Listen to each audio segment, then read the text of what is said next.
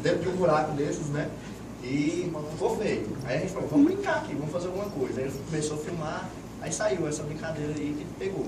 Beleza, então, vamos ouvir aí a versão do Lepo Lepo da galera aqui do Quarto de Moleque. Simbora! Pronto aí, produção?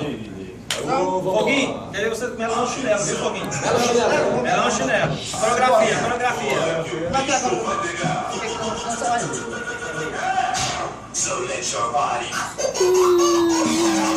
Claudinho, depois do sucesso Lepo Lepo, a valor até mesmo chinelo. Oi,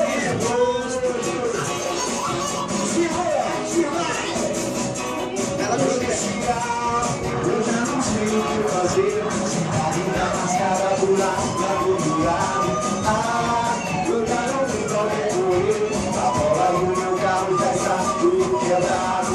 Vou perguntar pra eles, será que eles vão responder?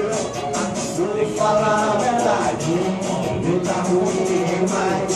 A nossa cidade, eu andei no barco e me caneco. E se sair comigo, faço uma aposta.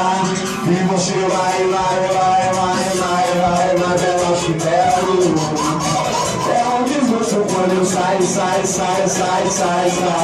no chinelo. Essa música vai pra todas as cidades que estão sofrendo popular, hein? Alô, nosso Martins, fica até sem graça, hein? Ah, eu já não sei o que fazer. Cidade da lascada do lado pra todo lado.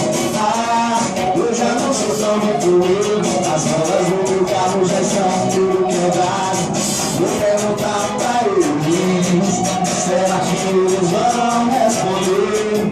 Agora vou falar a verdade, me tá ruim demais a nossa cidade.